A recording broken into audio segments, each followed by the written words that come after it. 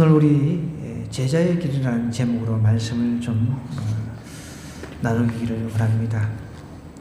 여러분, 제자 하면 생각나는 게 무엇이 있습니까?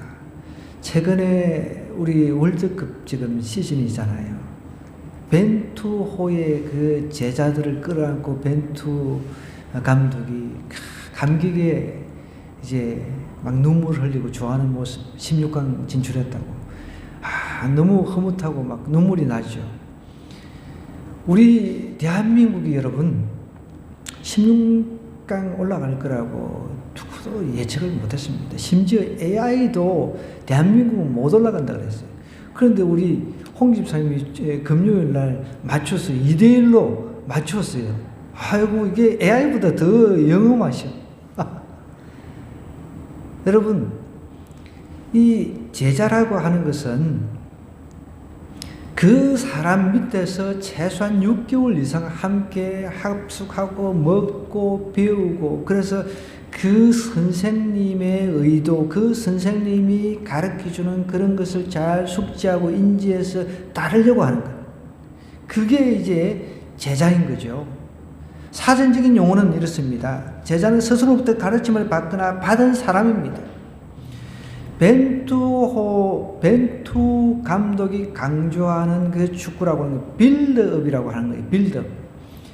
이제 골키퍼에서부터 시작해가지고 이렇게 쫙 출발한다는 그런 의미가 있더라고요. 빌드업. 세워나가는 거죠. 근데 그것을 그 팀들 전체가 이제 인지를 하고 서성인 그 감독의 지시를 받아가지고 내 마음에 들든 안 들든 한번 해보는 거지. 처음에 그거 가지고 굉장히 말이 많았잖아요. 뭐 빌드업이니 뭐니 뭐 그거 대도 안 하는 거 시도한다고 막 계속 욕하고 막 사람들이 막 그런 일들도 많이 있었습니다. 그런데 끝까지 뚝심으로 해가지고 어쨌든 16강에 진출을 했다는 것이죠. 근데 저는 그 축구 경기를 보면서 저도 봤거든요. 다른 것은 뭐 다 감동적이고 뭐 인상적인데 더 인상적인 게 한 장면이 나오더라고요.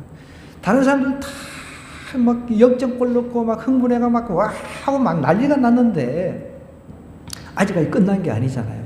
왜냐하면 가나하고 우루과이가 지금 싸우고 있기 때문에 우루과이가 2대0으로 이기고 있었거든요. 근데 우루과이가 한 골을 더 넣어버리면 우리는 그냥 못 올라가는 거예요.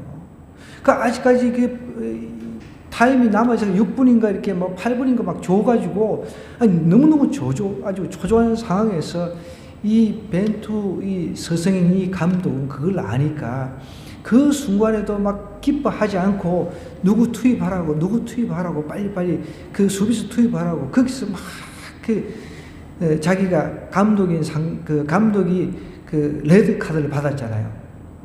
감독이 레드 카드를 받아가지고 그냥 관중 속에서 지시를 하는 거예요. 그 가운데서도 누구 지금 투입해가지고 그 6분, 그 몇 분, 그 1분 이것을 지켜야 된다는 거예요. 1분 그것을 지키기 위해서 감독은 끝까지 그냥 막 이 흥분한 거 그것을 갖다가 가라앉히고 작전을 지시하는 것을 제가 보았습니다. 역시 대단하다.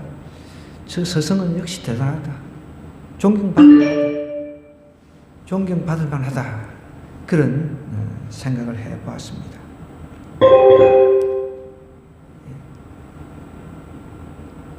무슨 일이 있습니까 또? 이게 안 됩니까? 유튜브가 안 됩니까? 예. 자, 이 제자는 스스로부터 가르침을 받거나 받은 사람이라고 했습니다. 또 이 제자라고 하는 뜻은요, 예수님의 가르침을 받아서 그의 뒤를 따르는 사람입니다. 예수님의 가르침을 받아 그의 뒤를 따르는 사람, 이 사람이 제자라는 것입니다. 이 제자라고 하는 이 단어는 원래 이제 훈련이라고 하는 이 단어하고 같은 어근 뿌리가 같아요. 훈련이라고 하는 것은 어떤 것입니까? 제자가 된다는 것은 훈련을 받아야 그 제자가 되죠. 벤투호에서 나는 아이고 서성 그 빌드업 축구 나는 안 하겠다. 그러면 제자가 될 수가 없는 거죠. 싫든 좋든 그 스승이 빌드업 축구를 나는 하겠다. 그러면은 제자들은 그게 빌드업 축구가 무엇인지 그 철학을 따르고 이제 인정을 해주고 같이 가야 된다는 것이죠. 훈련은 여러분 곧 고난과 수고를 의미합니다. 훈련을 받는데 고난 없고 수고가 없는 훈련이 없어요. 군대에서 몇 개월 동안 훈련을 받는 그런 고난과 수고가 반드시 필요한 것입니다. 근데 오늘 성경은 예수님께서 자신들을 따르는 사람들에게 제자의 길을 가르치고 계신다는 거예요. 이 배경을 먼저 우리가 좀 이해를 할 필요가 있습니다. 예수님께서는 지금 이제 십자가를 지시려고 준비하고 계셨습니다. 이제 십자가가 곧 자기 앞에 이제 십자가의 길이 있다는 것을 알고 계셨어요. 십자가 길을 이제 조금 있으면 이제 가야 됩니다. 십자가 달려서 자신의 몸을 인류를 위해서 다 내어드려야 될 이제 시점이 다가왔는데 여전히 제자라고 하는 사람들, 예수님을 따르는 사람들은 어떤 생각을 하고 있냐면 예수님을 따르려고 하는 사람들의 생각이라고 하는 것은 예수님 통해서 내가 복을 받으려고 하는 그런 사람들이었다는 것입니다. 예수님을 통해 가지고 나라를 다시 회복하려고 하는 그런 사람들이었다는 거예요. 그때 당시 로마의 지배를 당하고 있었던 상태였기 때문에 이제 예수님이 오셔가지고 기적도 행하시고 이러니까 우리나라 이제 이스라엘 우리나라 회복 금방 되겠구나. 그러니까 요즘에 보니까 우리 손흥민을 갖다가 이렇게 슈퍼 히어로 영웅인데다가 거기다 슈퍼라는 그 단어를 붙여가지고 완전히 그렇게 도배를 했더라고요. 그러니까 예수님이 오셨는데 그 예수님 이제 완전히 슈퍼 히어로인 거예요. 예수님만 내가 따르면은 이 예수님이 세우실 이 나라 회복하실 나라에서 내가 왕 밑에 이제 뭔가 한 자리 할 수 있겠다. 다 각자 이런 계산을 하고 예수님을 따랐단 말이에요. 그런데다가 주변의 사람들까지 이제 막 몰려오니까 예수님께서 그때 뒤를 돌아보시면서 이렇게 이야기를 하시는 거예요. 오늘 본문으로 가보겠습니다. 수많은 무리가 함께 갈 때 예수께서 돌이키시면서 이렇게 이야기를 하는 거예요. 그 배경을 우리가 이해하고 이 말씀을 드려야 됩니다. 그 당시 십자가를 지금 앞에 두고 있는데 이 백성들은 어떻게 이야기를 합니까? 돌이키사 이르시되 무릇 내게 오는 자가 자기 부모와 처자와 형제와 자매와 더욱이 자기 목숨까지 미워하지 아니하면 너희 내 제자가 되지 못하고 누구든지 자기 십자가를 지고 나를 따르지 않는 자도 너희 내 제자가 되지 못하리라 그랬습니다. 제자가 되는 길, 자신을 예수님을 따르는 길은 그냥 기적을 행하고 이적을 행하고 먹을 것을 만들어주고 그것만 보고 따라와서는 안 된다. 바탕이 제자가 되는 데는 엄청난 비용 이런 것들 다 계산을 해야 된다는 것을 예를 들어서 세 가지 예를 들어서 이제 뒤에 이야기를 하고 있어요. 예수님을 믿고 따르는 것 쉽지가 않다는 거예요. 여러분 우리가 예수님을 한번 믿어보자 해가지고 와가지고 예수님 믿어봐도 뭐 되는 것도 없고 그렇게 해서 떨어져 나가는 사람이 수없이 많습니다. 우리 주변에.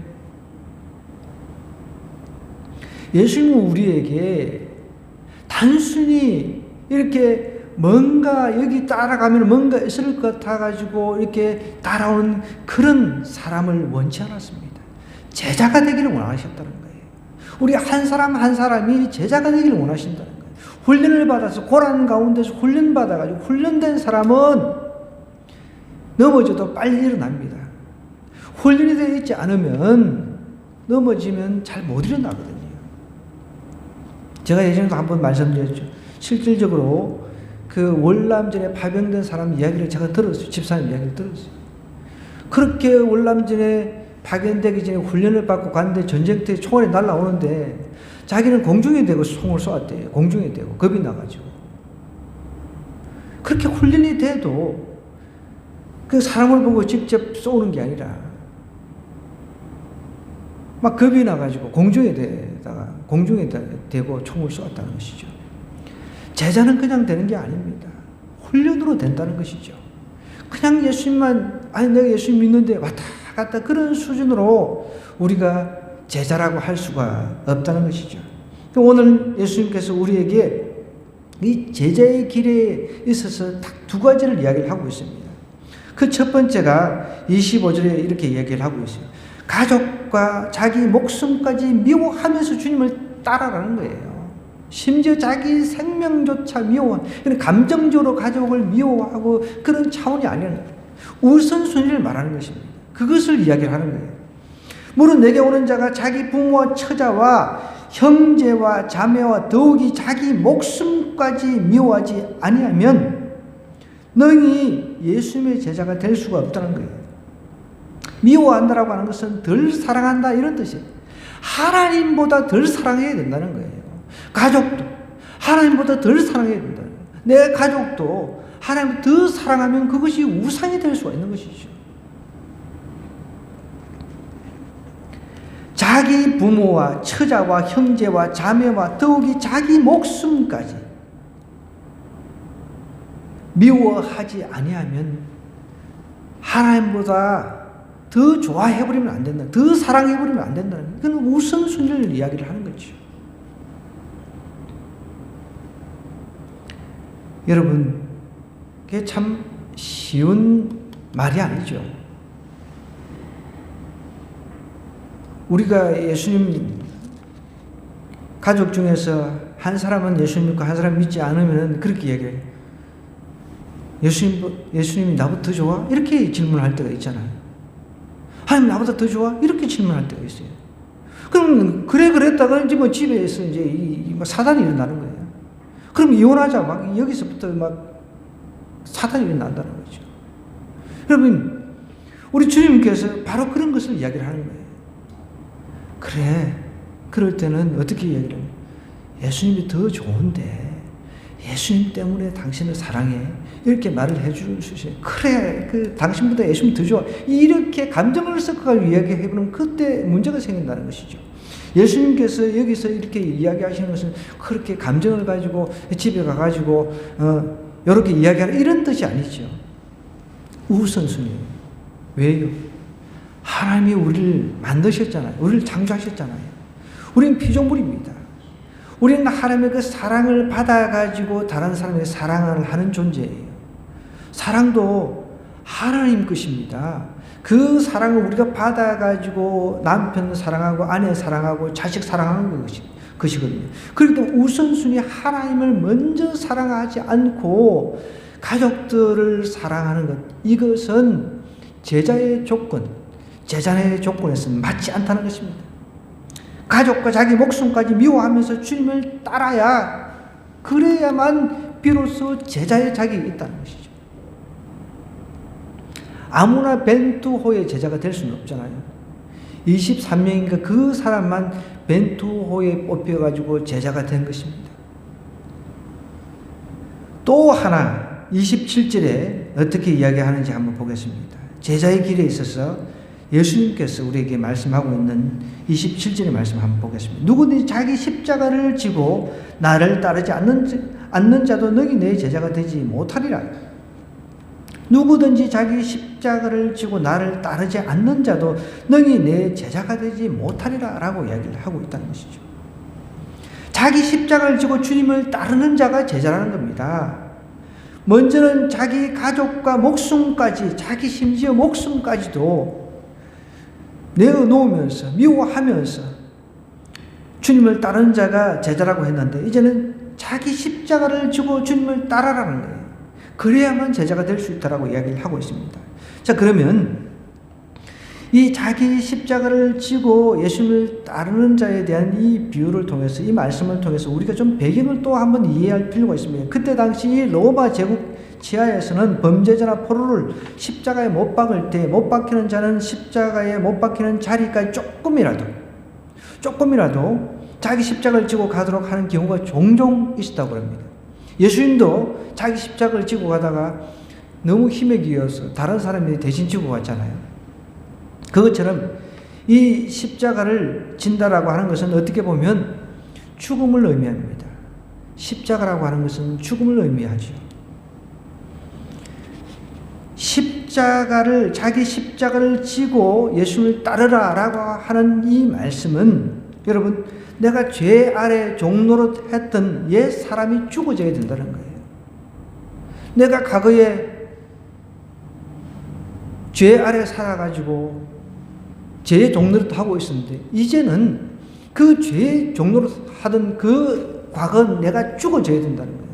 죽어져가지고 이제 내가 예수님을 따르는 자로서 예수님이 내 안에 이제 새로운 인간으로 새로운 삶으로 변화된 것을 말하는 것이죠. 자기 십자가를 지고 주님을 따르는 것 여러분 쉬운 게 아니죠. 자기 옛 그 본성이 죽어져야 되는데 이게 쉽습니까? 어떤 때는 막 올라오잖아요. 우리가 문득 우리의 옛 본성들이 막 성질, 분노, 이 더러운 찌꺼기들이 막 올라옵니다. 이런 것들을 자꾸 죽여 나가야, 그래야 진정한 예수님의 그 제자가 될 수가 있다는 것이죠. 보십시오. 우리가 예수님의 제자들을 보면은 성질 난다고 하나님, 예수님, 내가 하늘에 불을 명해가지고 저들을 그냥 말 안 듣는다고 확 그냥 불러고 그냥 막 태워버릴까요? 이렇게 이야기를 하고 있잖아요. 그래서 예수님, 칼로 흥한 자나 칼로 망한다고 뭐 이런 식으로 이야기를 하셨어요. 우리가 과거의 그 옛 본성들, 내 안에 그 더럽고 추한 이 본성들이 죽어지지 않으면 예수님의 제자가 되는데 굉장히 애로사항이 있다는 것입니다. 그 신뢰를 이제 망대 건축부터 시작해서 전쟁, 소금의 비유를 들어서 예수님께서 이야기를 하시는데 한번 보겠습니다. 제일 먼저 28절부터 보겠습니다. 너희 중에 누가 이 망대라고 하는 것은 이제 타워를 말하는 거죠. 타워를 세우고자 할진데 자기의 가진 것이 준공하기까지 족할는지 먼저 앉아 그 비용을 계산하지 아니하겠느냐. 여러분, 어떤 타워를 건축을 하는 데 있어서 비용 계산 안 하고 하는 경우가 거의 없죠. 그래도 어느 정도 이 예산이 얼마나 들 것이다 이런 것을 계산을 해야 나중에 문제가 생기지 않는 거죠. 임금도 계산을 해야 되고 공사 기간도 계산을 해야 되고 이런 것들을 다 계산을 해야 된단 말이에요. 그런 것을 계산을 안 하고 하다 보면 문제가 생기는 거예요. 근데 실질적으로 예수님 당시에 이때 그 분봉왕 헤롯 안디바스라고 하는 이 왕이 있었습니다. 이 헤롯가에 이제 왕들이 쭉 있었는데 예수님 당시에 이 헤롯가의 왕들은 자기들이 실질적으로 온전한 유대인이 아니기 때문에 그런 그 핸디캡이 있습니다. 그래가지고 이 사람들이 유대인들한테 잘 보이려고 건축에 굉장히 에너지를 많이 쏟았다고 그럽니다. 역사 책을 보면, 역사 기록들을 보면. 그래가지고 헤롯 왕가가 다른 건 몰라도 건축 하나는 잘했다는 거예요. 근데 문제는 이제 건축 같은 걸 이렇게 망대라든지 이런 타워를 건축을 하다가 비용도 제대로 계산 안 하고 하다가 짓다가 마는 경우가 많다고 그래요. 그러니까 이때 당시 예수님께 이 비유를 하셨을 때 지금 이 듣는 이 무리들, 제자들이라든지 이 듣는 사람들은 꼭 헤롯 안디바스, 헤롯가 이 사람들이 저질러 놓은 그 일, 이런 것들이 떠오르겠죠. 더 확실하게 이 가슴으로 와닿을 수 있겠죠. 탐욕과 실정으로 얼룩진 이 갈릴리 이 분봉왕, 베레아의 분봉왕이었던 그 헤롯 안디바의 상황을 빗대어서 지금 이야기를 하고 있는 거예요. 특별히 헤롯 안디바라고 하는 이 사람은, 이 분봉왕은 동생 빌립의 아내였던 헤로디아와 결혼을 하기 위해 가지고 과거에 정략적으로 결혼하였던 아라비아의 왕 아레타스, 그냥 참고로 알아놓으시면 되겠습니다. 아레타스의 딸이었던 첫 번째 부인과 이혼을 했어요. 그때 요한, 예수님보다 6개월 먼저 앞서 태어나서 예수님의 길을 예비했던 요한이 이 문제를 지적을 했던 거예요. 그래가지고 어떻게 요한이 목배임을 당했어요. 요한이 죽어버렸습니다. 이 분봉왕이 열받아가지고 참 그래도 그 좋은 소리, 쓴 소리를 하는데 이렇게 그 성경에 보면은 그래도 죽이지는 못하겠고 사람들이 다 선지라고 생각하니까. 근데 이제 연을 베푼 가운데 그 어떻게 보면은 자기 친딸은 아니죠. 그 딸이 춤추는데 이제 네 소원을 말해보라 하니까 그 소원이 하필이면 요한의 머리였단 말이에요. 그래가지고 이 직구하는 이 요한의 머리를 그냥 베버린 겁니다. 그런 배경이 있었어요. 그런 배경이 있었으니까 예수님께서 이런 비유를 들어서 이야기를 하는데 백성은 다 요거 그 헤롯 안디바스 요놈 얼마나 믿겠어요. 요 이야기 하는 거구나 이게 다 깨달았던 것이죠. 망대 비유라고 하는 것은 어떻게 보면 우리 신앙생활에 그 드는 비용을 이야기를 하고 있는 것입니다. 여러분 우리 신앙생활에 드는 비용이 얼마나 많습니까? 주일 우리는 쉬지 않고 어떻게 보면은 하나님 앞에 예배자로서 씁니다. 남들은 등산 배낭 메고 이렇게 놀러 가는데 오늘도 나가 이렇게 보니까 픽업하러 제가 이제 가다 보니까 이 등산 배낭 메고 이렇게 등산 가는 사람들이 있더라고요. 우리는 그런 거 다 포기하고 이곳에 와서 하나님 앞에 물질을 드리고 우리의 시간을 에너지를 드립니다. 신앙생활에 드는 비용이 있다는 것이죠. 망대 건축은 그것을 이야기합니다.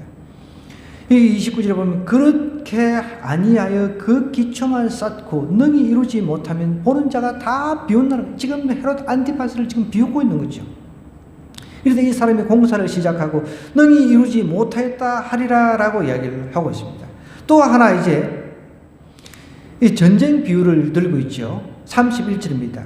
또 어떤 임금이 다른 임금과 싸우러 갈 때 먼저 앉아 1만 명으로서 저 2만 명을 건드리고 오는 자를 대적할 수 있을까?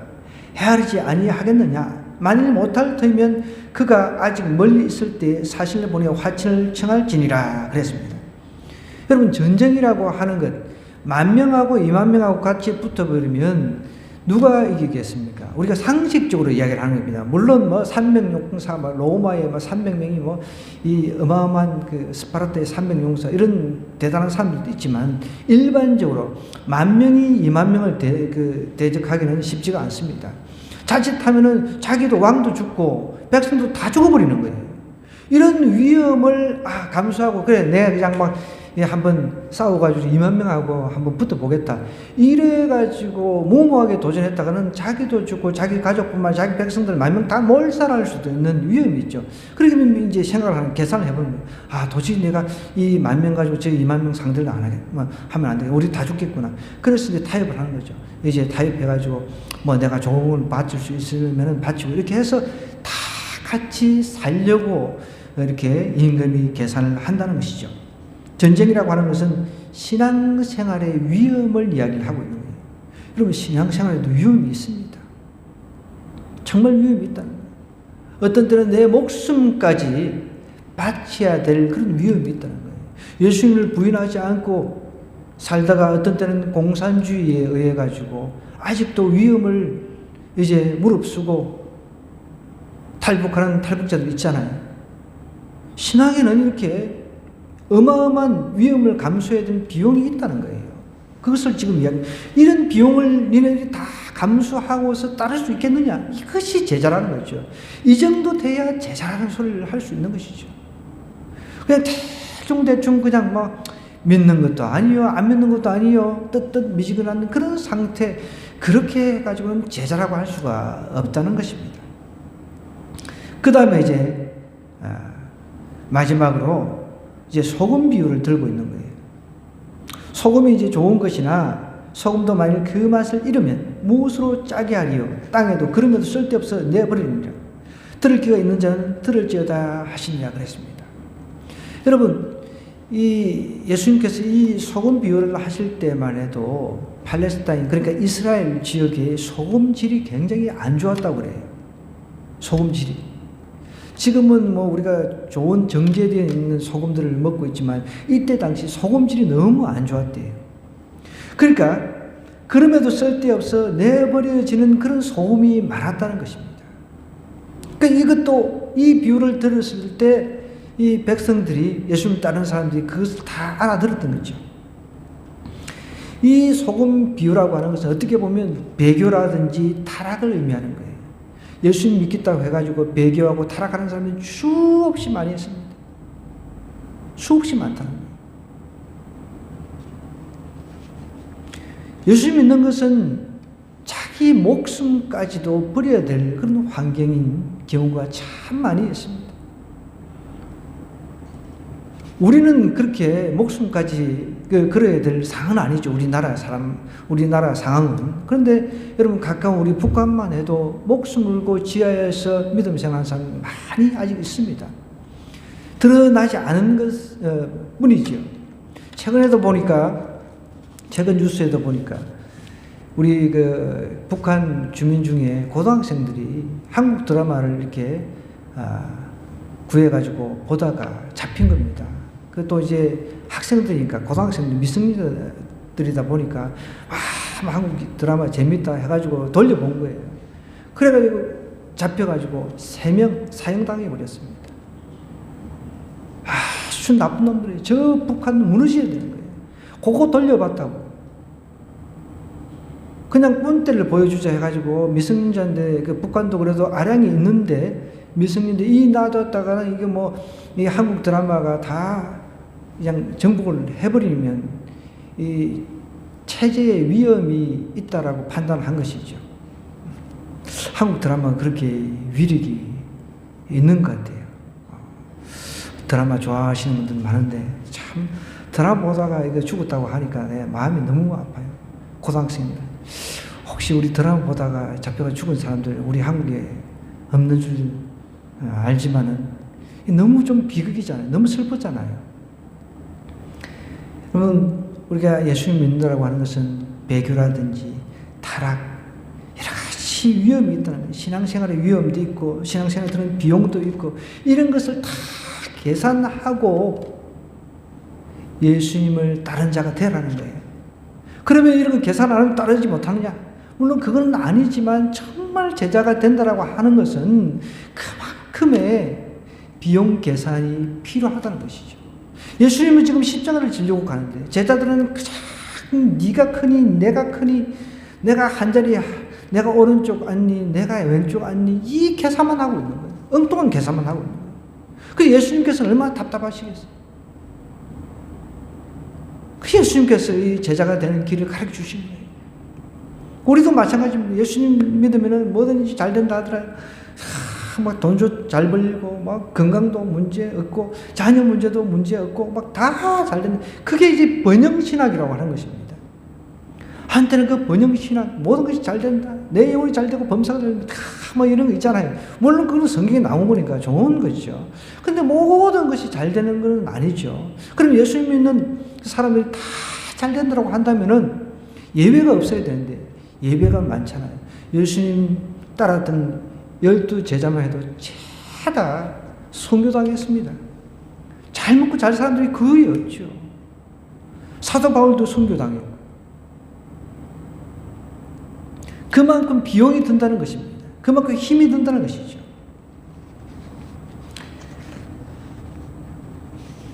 세계적으로 유명한 체조 코치로서 벨라 카롤리라고 하는 사람이 있어요. 이 사람이 거의 나이는 지금 거의 한 80대 넘은 것 같아요. 인터넷에 찾아보면 나옵니다. 그는 루마니아의 체조 코치로서 나디아 코마네치를, 하여간 나디아 코마네치가 유명한 사람인 것 같아요. 길러낸 사람입니다. 인터넷 찾아보면 제자를 많이 길러내가지고 금메달도 많이 딴 걸로 나옵니다. 그는 미국으로 이제 망명을 했는데, 미국으로 망명해가지고 휴스턴에서 미국의 체조 선수 300명을 길러냈대요. 300명 이상을 길러낸 거죠. 그는 선수들을 연습시킬 때 3가지 조건을 요구를 했다고 합니다. 저도 이 이야기를 쭉 읽으면서 우리가 참 도전받을 수 있는 부분이 있으니까 한번 집중해서 한번 들어보시기 바랍니다. 첫 번째, 개인적 평안을 포기하고 코치의 훈련 방향에 순종할 것. 첫 번째가 뭐라고요? 개인적 평안을 포기하고 코치의 훈련 방향에 순종할 것. 오늘 우리 주님께서 말씀하신 거하고 일맥상통하는 것이죠. 개인적 평안을 포기하라는 거예요. 내가 개인적으로 평안을 유지하고 잘 먹고 잘 살 거, 이거 포기하라는 겁니다. 코치의 훈련 방향. 예수님께서 말씀하시고자 하는 그 맥락을 정확하게 짚었다면 예수 믿는 것이 쉬운 게 아니구나. 비용 계산이 목숨까지 내가 바쳐야 되겠구나. 내 가족들도 정말 하나님보다 더 사랑하면 안 되구나. 이런 것들을 미리 계산하라는 것이죠. 그래야 그런 것을 계산할 때 우리에게 어려움이 닥치면 그래 이것조차도 내가 맞닥뜨리고 극복해내야 예수님의 진정한 제자가 될 수 있겠구나 라고 내가 다짐이라도 하면서 헤쳐나갈 수가 있다는 것이죠. 이 코치가 그렇게 했다는 거예요. 개인적 평안을 포기하고 코치의 훈련 방향에 순종할 그 첫 번째입니다. 두 번째는요, 생활의 우선 순위 중 체조를 1위에 둘 것. 어떻게 해요? 생활의 우선 순위 중 체조를 제1위에 둘 것. 이것이 두 번째 요구 조건이었습니다. 그리고 이제 세 번째 마지막으로 지나간 모든 복잡한 생각을 정리하고 깨끗한 마음으로 체조에 헌신할 것. 지나간 복잡한 생각, 과거에 실패했던 것, 성공이 다 잊어버리고 복잡한 생각 싹 다 정리를 해버리고 깨끗한 마음으로 체조에 헌신할 것이 이 세 번째 요구 조건이었다고 합니다. 여러분, 세계적으로 이렇게 유명한 체조 코치로서 수백 명의 제자를 이제 금메달, 끈자로 이렇게 길러낸 사람이 이렇게 세 가지 요구 조건을 가지고 훌륭한 제자를 키워냈습니다. 근데 우리가 이런 체조 코치보다 더 훌륭한 스승님을 두고 계시잖아요. 우리 주님이잖아요. 그 주님이 오늘 우리에게 제자가 되는 길은 반드시 준비와 희생이 따른다 라고 이야기를 하고 있다는 거예요. 제자가 되는 길은 반드시 신앙을 위한 결단과 십자가가 필요하더라고요. 십자가는 아까 전에 고난의 길이요 죽음의 길이라고 그랬습니다. 근데 우리는 그런 고난과 죽음의 길, 이런 것은 피하고 자꾸만 잘 되고 눈에 보이는 잘 되는 그런 것에만 우리가 집중을 하니까 우리의 사욕이 들어가고 우리의 마음이 자꾸만 넘어지는 거죠. 시험을 당하는 것입니다. 말씀을 정리를 하겠습니다. 여러분, 제자가 되는 길은 참 쉽지는 않습니다. 오늘 우리 주님께서 가족과 자기 목숨까지 미워하면서 주님을 따라야 된다라고 말씀을 하고 있습니다. 또 자기 십자가, 우리 개개인의 십자가들 있잖아요. 자기 십자가를 지고서 주님을 따라라 라고 이야기를 하고 있습니다. 이런 주님의 그 명령, 이 주님의 그 부탁을 우리가 가슴판에 새기고 이번 한 주 진정한 제자의 길 걷는 저와 여러분 되기를 주님으로 간절히 부탁드립니다. 오늘 이 말씀 생각하면서 우리 한번 기도하겠습니다. 하나님, 그동안 제자가 아닌 그냥 주변인의 사람으로 살아왔다면 이제 모든 목숨까지도 버릴 각오로 가족과 자기 목숨까지도 미워하면서 주님을 따르는 자가 되고 자기 십자가를 지면서 주님을 따르는 자가 되기를 원합니다. 그래서 진정한 주님의 제자가 되어서 주님 앞에 불려갔을 때 착하고 충성된 종이라는 칭찬받는 제들 되게 해달라고 우리 주 염두에 치고 기도하도록 하겠습니다.